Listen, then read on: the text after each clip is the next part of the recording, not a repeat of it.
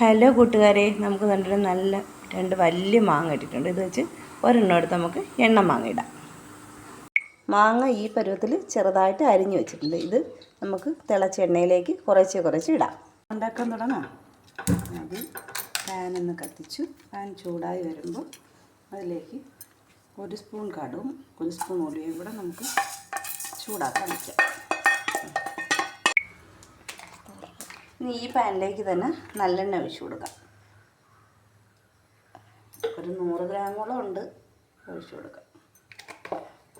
എണ്ണ നന്നായിട്ട് ചൂടാകുമ്പോൾ നമുക്ക് മാങ്ങ ഇട്ട് കൊടുക്കാം.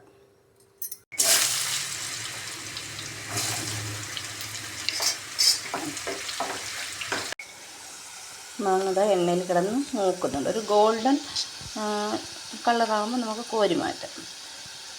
സാധാ മാങ്ങ ഇട്ട് വെച്ചിരുന്നാൽ കുറച്ച് ദിവസം കഴിയുമ്പോഴത്തേനും അങ്ങ് ചീത്തയാവും. നമ്മൾ എങ്ങനെയൊക്കെ വെള്ളം തൊടാതെ വെച്ചിരുന്നാലും ചീത്തയാവും.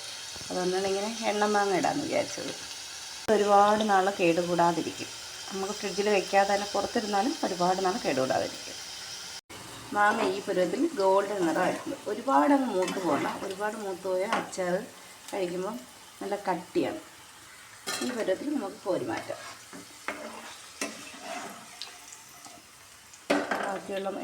ബാക്കിയുള്ള മാങ്ങയും കൂടി നമുക്ക് മൂപ്പിച്ച് കോരാം.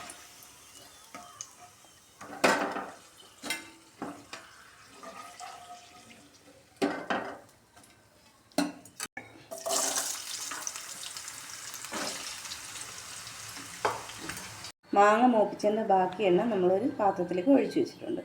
ഇനി ആ പാനിലേക്ക് നമുക്ക് കുറച്ച് ഉപ്പ് ഇടാം. അതിലേക്ക്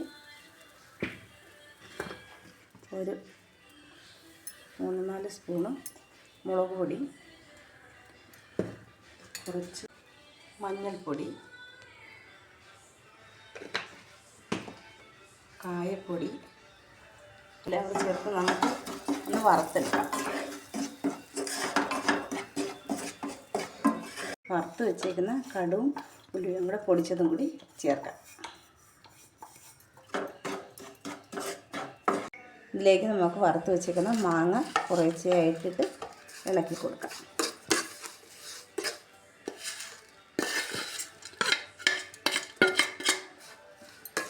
ബാക്കി വന്ന എണ്ണ കൂടി ഇതിലേക്ക് ഒഴിച്ച് നന്നായിട്ട് ഇളക്കി വയ്ക്കാം.